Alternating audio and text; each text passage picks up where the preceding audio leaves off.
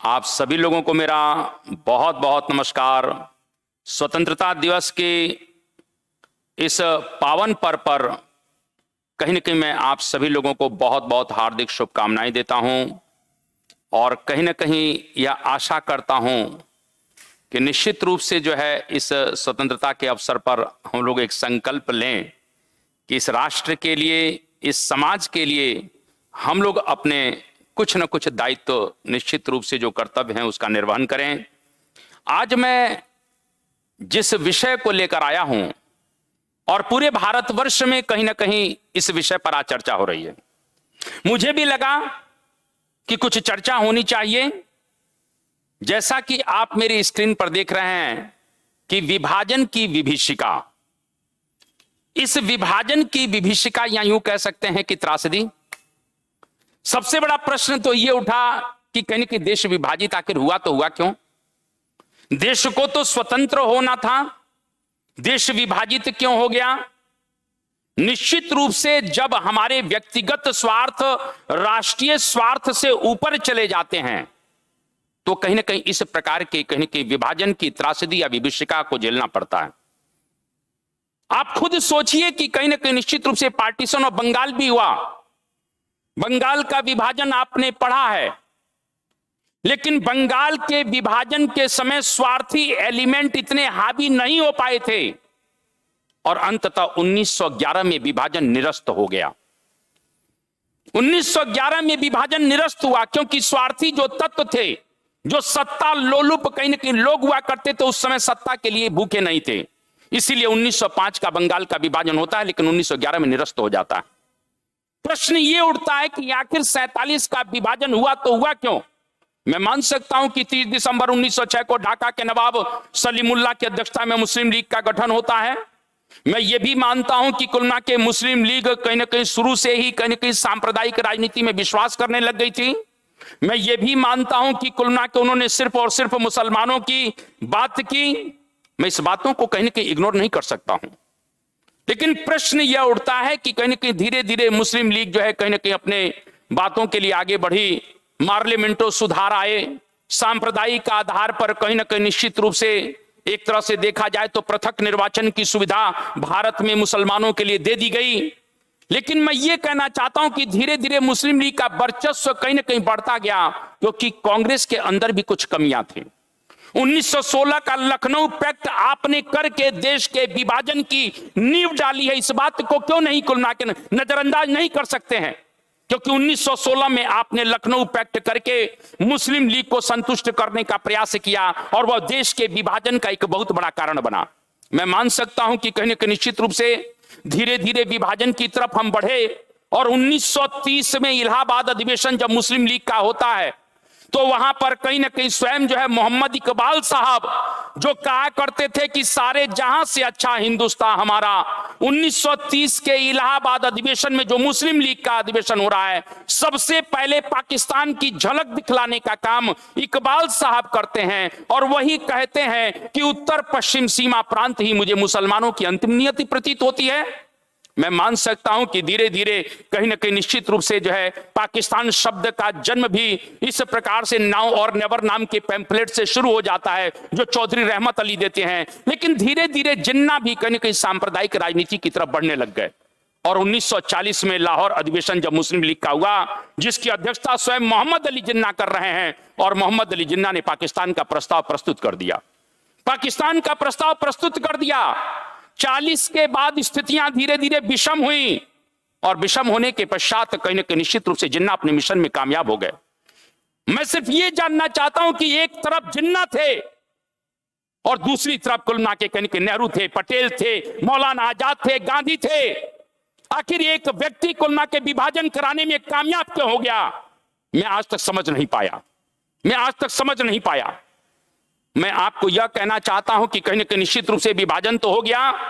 स्वाभाविक रूप से मैं यह कहना चाहता हूं क्योंकि विभाजन की विभीषिका पर मुझे आज चर्चा करना है और जिन्ना को लगा कि मेरी महत्वाकांक्षाएं इस हिंदुस्तान में रहते हुए पूरी नहीं हो सकती हैं और इसीलिए जिन्ना को लगा कि टू नेशन थ्योरी को बनाना जरूरी है। इसीलिए जिन्ना ने इस प्रकार से टू नेशन थ्योरी को आगे बढ़ाने का काम किया और इस तरीके से जब कहीं ना कहीं विभाजन की तस्वीर साफ हो जाती है तो 16 अगस्त 1946 का दिन भारत के इतिहास में काला दिन माना जाता है, क्योंकि इसी दिन जिन्ना ने दुनिया को यह बताने का प्रयास किया कि हिंदू और मुसलमान साथ साथ नहीं रह सकते हैं, और 16 अगस्त 1946 को डायरेक्ट एक्शन डे यानी प्रत्यक्ष कार्यवाही दिवस मनाकर पूरे हिंदुस्तान में कहीं न कहीं धर्म के आधार पर हिंदू और मुसलमानों में दंगों की शुरुआत करवा दी। दंगों की शुरुआत हो जाती है। मैं सिर्फ यह कहना चाहता हूं कि कहीं न कहीं 1940 के 16 अगस्त 1940 के डायरेक्ट एक्शन डे के बाद कहीं न कहीं आप चाहे पंजाब की बात करें, चाहे बंगाल की बात करें, चाहे सिंध की बात करें, इन कश्मीर की बात करें, इन क्षेत्रों में धर्म के नाम पर बड़े पैमाने पर दंगे हुए, क्योंकि सबको लगने लगा कि विभाजन अब शुरू होने वाला है, विभाजन होने वाला है। तस्वीर साफ हो चुकी है। दिल्ली में कुल मिला के स्वतंत्रता के साथ साथ विभाजन की हलचल शुरू हो चुकी है, और अंततः कहीं न कहीं इस प्रत्यक्ष कार्रवाई दिवस ने पूरे देश में दंगे कहीं न कहीं शुरू करवा दिए। मैं यहां पर एक बात करना चाहता हूं कि कहीं न कहीं अगर थोड़ा सा इस विषय को देखा जाए तो कहीं न कहीं हिंदुस्तान भर में जब दंगे हुए, एक प्रश्न यहां उठता है। विभाजन की सबसे बड़ी त्रासदी यह है कि उस समय हिंदुस्तान की करीब कुल मिला के 36-37 करोड़ जनता है, और स्वाभाविक रूप से जो है दिल्ली में जो आका लोग बैठे हुए हैं, देश का विभाजन होना है, लेकिन प्रश्न यह उठता है कि उसमें 9 करोड़ लोग प्रभावित होने वाले हैं, जिनको अपना सभ्यता और संस्कृति छोड़ना है, अपना घर छोड़ना है, अपना द्वार छोड़ना है, अपना खेती खलिहान छोड़ना है, अपना व्यापार वाणिज्य छोड़ना है, सब कुछ छोड़कर कुल मिला के एक देश से दूसरे देश में जाना है। लेकिन मैं ये पूछना चाहता हूं और मैं जानना चाहता हूं कि दिल्ली में जो सत्ता लोलुप लोग बैठे थे, चाहे वो जिन्ना के रूप में बैठे हो, चाहे नेहरू के रूप में बैठे हो, इन लोगों ने क्या इन लोगों से पूछा? क्या इन लोगों से पूछा गया? क्या देश में कोई जनमत संग्रह हुआ? क्या देश में कोई चर्चा हुई? क्या कहीं न कहीं से विभाजन के लिए 9 करोड़ लोगों को जब इधर से उधर ट्रांसफर किया जाना था, तो धर्म के आधार पर इस देश को बंटवारा करने का अधिकार आपको किसने दिया? इन सत्ता के कुलना के महत्वाकांक्षी लोगों ने कुलना के आम जनमानस को कुलना के कहीं ना कहीं एक प्रकार से देखा जाए तो अपना घर द्वार छोड़ने के लिए विवश कर दिया है। यह इस विभाजन की सबसे बड़ी त्रासदी मानी जाती है। इस विभाजन की सबसे बड़ी त्रासदी मानी जाती है। अखंड भारत को कुलना के अपनी महत्वाकांक्षाओं की बलि पर चढ़ाकर इस हिंदुस्तान को खंड खंड कर दिया। यह इस विभाजन की सबसे बड़ी विभीषिका है। मैं यह कहना चाहता हूं कि विभाजन तो हुआ, निश्चित रूप से देश भर में बड़े पैमाने पर दंगे हुए, और आपको बताना चाहता हूं, अगर पेंडेरल मून की किताब को पढ़ा जाए, डिवाइड एंड डिबट, तो उसमें वो कहते हैं कि 10.5 लाख लोग 10.5 लाख लोग मारे गए, लेकिन ये आंकड़ा बहुत कम है। कहते हैं कि इस विभाजन के दौरान निश्चित रूप से 20 लाख से लोग अधिक मारे गए थे, और कहीं ना कहीं निश्चित रूप से बहुत लोगों को अपना घर द्वार सब कुछ छोड़ना पड़ा था। आपको मैं यह कहना चाहता हूं कि कहीं ना कहीं सिंध का और पंजाब की बात अगर देखा जाए तो वहां के लोगों को तो अपना प्रांत ही छोड़ना पड़ गया। सिंध के सिंधियों को छोड़ना पड़ा, पंजाब के हिंदुओं को अपना प्रांत छोड़ना पड़ा, और यहां तक आपको तस्वीर मालूम ही है बाबू। मैं क्या कहना चाहता हूं, पाकिस्तान की तरफ से जो ट्रेनें लोगों के द्वारा आती थी उसमें जिंदा लोग नहीं होते थे, उसमें लाशें भरी होती थी। आप इस विभाजन की त्रासदी को समझ सकते हैं, इस विभीषिका को समझ सकते हैं कि कुछ लोगों ने दिल्ली में बैठकर यह निर्णय ले लिया कि देश विभाजित होगा सिर्फ और सिर्फ अपने महत्वाकांक्षाओं को पूरा करने के लिए, लेकिन इसका असर क्या होगा यह इन लोगों ने नहीं समझा, और पूरा का पूरा देश कहीं ना कहीं एक तरह से दंगे की आग में चला गया, दंगे की आग में झुलस गया।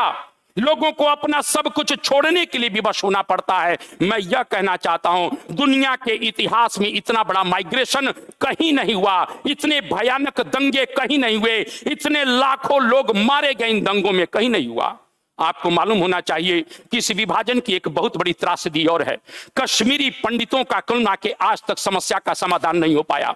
कश्मीरी पंडितों को अपना कुलना के कहीं ना कहीं आप देखिए 1947 में जिन्ना के इशारे पर कश्मीर में कबायलियों को कुलना के भेजा जाता है, एक भयानक नरसंहार होता है, वहां पर बड़े पैमाने पर नरसंहार हुआ, महिलाओं की अस्मत तक लूटी गई, और इस प्रकार से कश्मीरी पंडितों को भागना पड़ा। कश्मीरी पंडित अपने कुलना के प्रांत को, अपने कहीं संस्कृति और सभ्यता को छोड़कर भागने के लिए मजबूर हो गए। यह इस विभाजन की एक बहुत बड़ी त्रासदी के रूप में देखा जाता है। अगर मैं हैदराबाद में जाना चाहता हूं, हैदराबाद में भयानक दंगे कुलना के निजाम के संरक्षण में होते हैं। जो कासिम रिजवी वहां का था, कासिम रिजवी ने अपने कुलना के रजाकारों के द्वारा वहां पर हिंदुओं पर बड़े पैमाने पर जुल्म ढाए गए, महिलाओं के साथ रेप किया गया और इस प्रकार से हैदराबाद भी दंगे की कुलना के आग में लिपट जाता है। मैं ये कहना चाहता हूं, ये कश्मीर का मामला हो चाहे हैदराबाद का मामला हो, यहां पर लाखों लोगों को मारा जाता है और लाखों महिलाओं की अस्मत को लूटा जाता है। यह इस दंगे की विभीषिका है।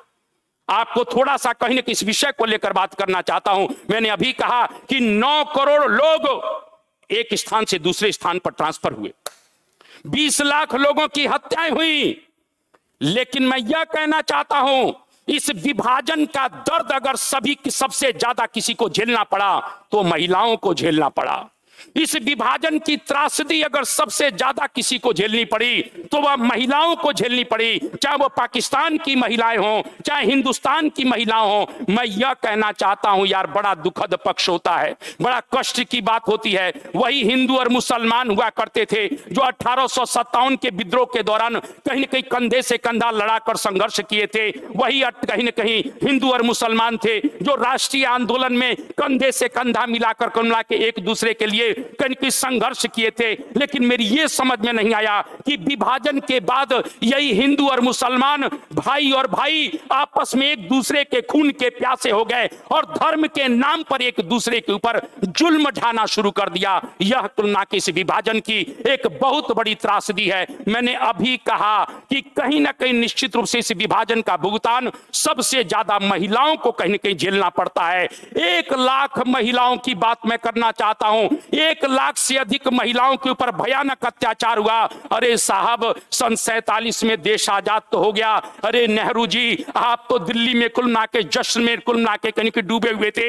जिन्ना कराची में गवर्नर जनरल बनकर कुल मिला के जश्न में डूबा हुआ था। लेकिन हिंदुस्तान और पाकिस्तान के अंदर वो महिलाएं जो एक स्थान से दूसरे स्थान पर जा रही थी, उन महिलाओं को क्या मिला?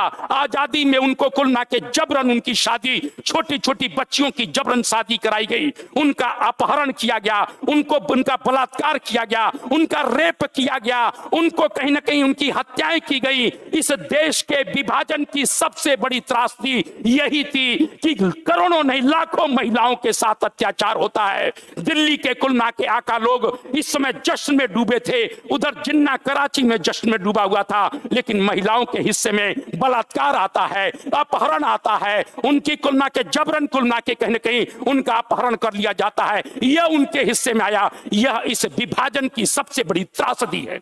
हमें दुख होता है इस स्वतंत्रता पर, हमें दुख होता है इस विभाजन पर कि हम अपने देश की महिलाओं का असमत लूटते हैं। यह सबसे बड़ी बात है। धर्म के नाम पर हमने कितने बड़े अत्याचार किए हैं, इस बात को समझने की जरूरत है। मैं यही तो बात आपको कहना चाहता हूं कि देश को स्वतंत्रता कुलना के कहीं ना कहीं देश को स्वतंत्र करा के हमको मिला क्या? मैं उन आकाओं से पूछना चाहता हूं, इतिहास उन आकाओं से पूछेगा, चाहे वो जिन्ना के रूप में हो, चाहे कहीं के पटेल के रूप में हो, चाहे नेहरू के रूप में हो, कि 9 करोड़ लोग जब ट्रांसफर हो रहे थे तो आपने कुल ना के उनकी सुरक्षा का क्या प्रबंध किया? उन महिलाओं की सुरक्षा का क्या प्रबंध किया? यह देश कहीं ना कहीं यह इतिहास पूछेगा। मैं बार बार इस बात में कहीं कहीं सोचता रहता हूं कि गांधी जी आप कहीं ना कहीं बड़ी बड़ी छोटी छोटी बातों के लिए आमरण अनशन पर बैठ जाते थे। आप कम्युनल अवार्ड के खिलाफ आमरण अनशन पर बैठ गए। आप कहीं ना कहीं निश्चित रूप से जो है नोआखली में जब दंगे होते हैं तब आमरण अनशन पर बैठ गए। गांधी जी आप ही ने कहा था कि विभाजन होगा तो मेरी लाश के ऊपर होगा, लेकिन आप इस विभाजन को रोकने के लिए आमरण अनशन पर क्यों नहीं बैठे? अगर शायद आप आमरण अनशन पर बैठ गए होते तो जिन्ना की औकात नहीं थी कि वो आपके खिलाफ जा पाता। लेकिन दुर्भाग्य की बात यह थी, मैं कहीं ना कहीं आप भी मौन थे। मैं बिल्कुल आपके ऊपर शंका नहीं कर सकता हूं, बिल्कुल नहीं हो सकती है, क्योंकि गांधी के ऊपर शंका करना तो महापाप है। मैं यही बात कहना चाहता हूं कि कुल ना के जब दिल्ली में प्रधानमंत्री नेहरू जश्न मना रहे थे, उस समय हिंदुस्तान की आजादी का नायक गांधी कुलना के नोआखली के दंगे में कहीं न कहीं दंगों को रोकने के लिए प्रयासरत हैं। वो कलकत्ता में एक टूटी सी खटिया पर कहीं न कहीं लेटे हुए हैं, मौन है, आंखें उनकी नम है और वो प्रायश्चित कर रहे हैं, वो प्रायश्चित कर रहे हैं। देश के आजादी का नायक जश्न में शामिल नहीं है, वो कलकत्ता में कुलना के कहीं के नम आंखों से प्रायश्चित कर रहा है। यह इस विभाजन की एक बहुत बड़ी त्रासदी है। मैं यह कहना चाहता हूं, मैं यही बात आपको कहना चाहता हूं कि इस विभाजन के दौरान बहुत सी घटनाएं हुई, लेकिन मैंने क्या कहा, इस विभाजन का सबसे ज्यादा भुगतान मेरे भारतवर्ष की महिलाओं को करना पड़ा। मेरे भारतवर्ष की महिलाओं को इस विभाजन का भुगतान चुकाना पड़ा। मैं यही कहना चाहता हूं। आप कहेंगे सर, इस विभाजन की विभीषिका से हमको शिक्षा क्या मिलती है? ये शिक्षा यही मिलती है कि कहीं ना कहीं हम लोगों को धर्म के आधार पर, जाति के आधार पर नहीं बंटना है। हमारा धर्म पीछे होना चाहिए, हमारी जाति पीछे होना चाहिए। हमारा धर्म सबसे बड़ा राष्ट्र धर्म है, राष्ट्र सर्वोपरि है और राष्ट्र की सुरक्षा के लिए हम सभी लोगों को आपस में जुड़कर, एक होकर कहीं ना कहीं इतिहास से शिक्षा लेते हुए अपने राष्ट्र की सुरक्षा के लिए संकल्प लेना चाहिए। राष्ट्र के विकास और उन्नति के लिए संकल्प लेना चाहिए। इन्हीं शब्दों के साथ मैं अपनी वाणी को विराम देता हूं। आप सभी लोगों को इस स्वतंत्रता दिवस की पूर्व संध्या पर एक बार पुनः हार्दिक शुभकामनाएं देता हूं। जय हिंद, जय भारत, वंदे मातरम।